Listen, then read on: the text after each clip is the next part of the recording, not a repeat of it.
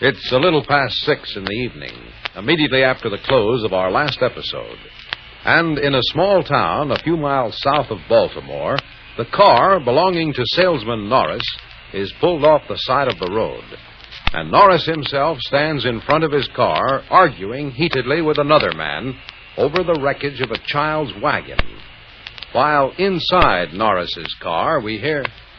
Well, I've got to straighten this out, Della. Oh, Perry, I wish you didn't have to get mixed up in it. Well, the way Norris is handling it, he'll get us mixed up with the police. You just try it, mister. Just try it. I'm going to call the law. You just keep talking. I'm taking your license number. What's the matter, Norris? Oh, this guy's acting tough, Mr. Smith again. I'm insisting on my just right. But I couldn't help hitting your kid's wagon. We'll let the law say about He won't listen to reason. Now, come on, let's go. This fella's crazy. You just try to drive off. You won't get out of the county. I've got your license number. What? Well, wait a minute, Norris. Now you let me talk to him, We'll let the law decide. I'm standing up for my rights. I'll call my brother. Well, what's your brother got to do with it? He's a constable. Your brother's the... Oh, no. Just a minute, mister. Huh? You better call a lawyer before you call anybody. I don't need no lawyer. Oh, yes, you do. You're in trouble. I'm in trouble. When you ran over my kid's wagon? You don't know much about legal liability. Well, maybe I don't know big words, but now my brother... Well, let me tell you something. Yeah, you go on and tell him, Mr. Smith. See, it's your responsibility to keep your child's toys off public streets. Now, this is a public street. And that wagon rolled right in front of this car.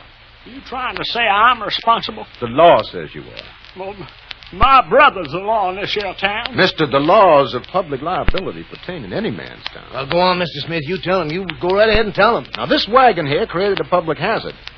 Yeah, you can be held liable for damages to this man's car. What? You can? So, if you try to cause trouble for us... I can make him pay for my car? Yeah, you could. Well, now, look here. Now, you just look here, mister. Look how the paint's all scratched up and the radiator grill's all bent. Now, well, you two fellas are trying to fast talk me. Oh, now, wait. There must be $15 or $20 damage to my car. Be quiet, Norris. Say, what are you, mister? A lawyer? I'm a guy who likes to avoid trouble.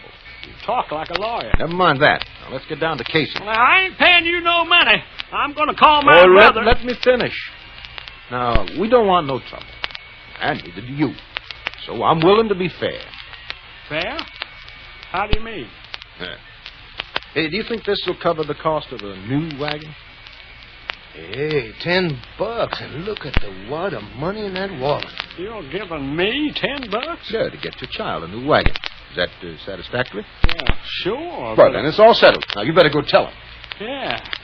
You're a square shooter, mister. Hey, what about all this junk here? You keep it. You paid for it. All right, Norris, let's get rolling, huh? Oh, no, wait a second, Mr. Smith. Huh? You got us out of that jam awful slick. So? Awful slick. Now, if you hadn't have stepped in, well, we'd have got all tangled up with the police. Well, we're all cleared now, Well, so... no, wait. What's on your mind? Is what you said true about that guy's responsibility? Maybe I was bluffing. Oh, no. You knew what you were talking about. Now, you know the law, just like a lawyer. Norris. What about damages to my car? Maybe I should stay and make him pay. Or maybe you don't want to talk to the cops, Mr. Smith. So that's it. Well, I'm just a poor man, Mr. Smith, and I'm saving you a lot of money. Carrying you with me all the way to land. Yeah, but we're not there. Yeah. And you got a lot of money in that wallet of yours, Mr. Smith. Meaning you want me to pay for the damages to your car? Is that it?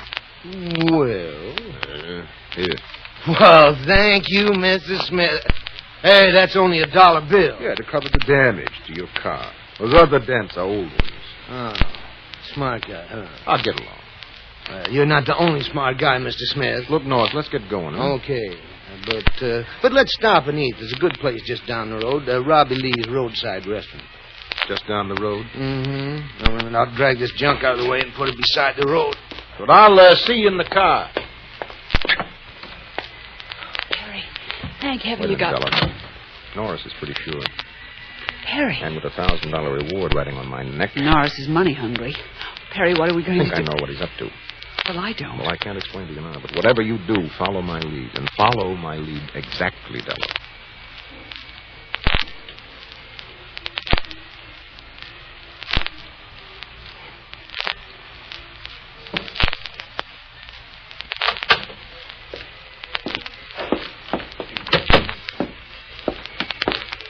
this is Robbie Lee's restaurant. Well, if the food tastes just half as good as it smells. Oh, it's just as good. A little expensive, maybe, but Mr. Smith don't care about that. Oh, there's a table over there.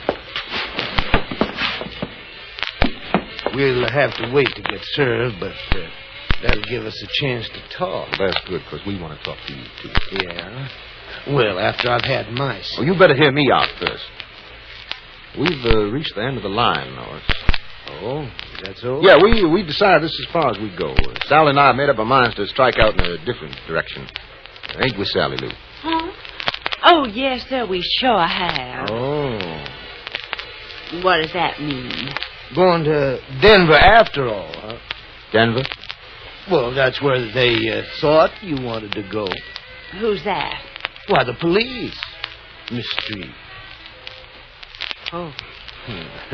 Well, I'm glad you see I'm too smart to be fooled anymore. You know, evidently you got us mixed up with some other Oh, people. now, don't start that, Mr. Mason.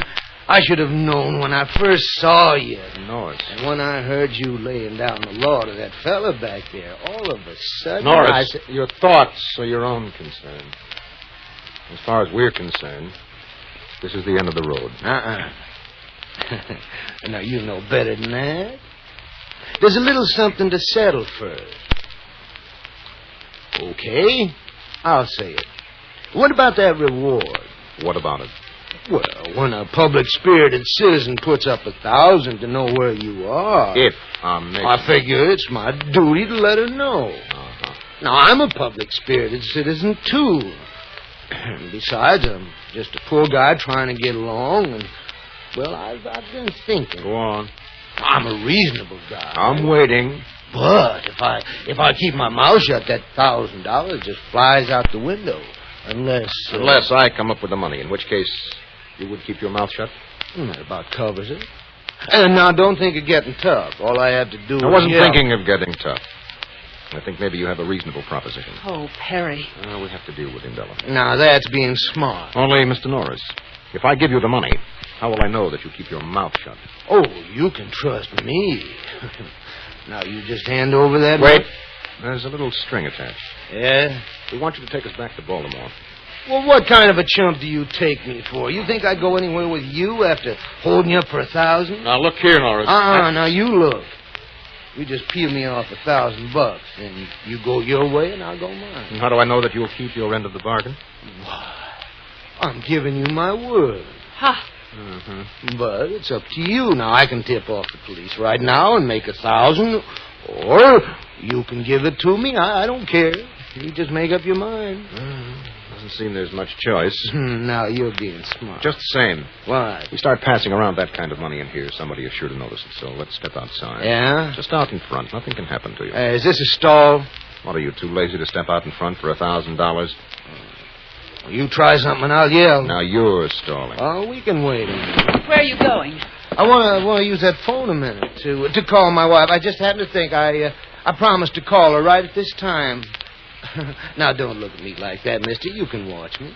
I'll be calling long distance. I'll do better than that. I'll go with you. I don't think so. I don't think so at all. A man likes to speak to his wife personal. Well, then wait until after... Mr. Mason. Now, you get this straight, son. You're in a lock. You gotta trust me. I do? Yeah, or I'll turn you in. Now, you just stop worrying. I'll be right back. Perry, he's going to call the police. I just know he is. Watch him. Why, he is dialing long distance. Yes, which means he's too smart to call the local police. What? We're only 10 miles from Baltimore, but he'd have to call long distance to call the Baltimore police. Oh.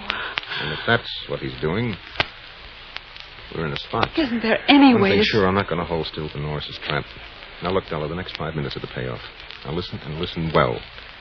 This is what we're going to do as soon as Norris steps out of that phone booth.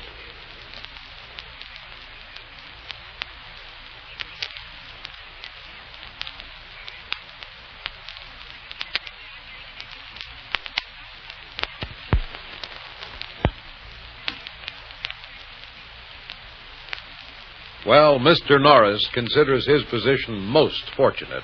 He stands to make $1,000, maybe $2,000, if Mason pays off and Della's suspicions are correct.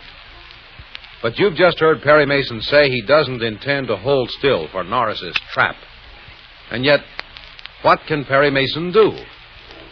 Well, we'll learn tomorrow, so won't you join us?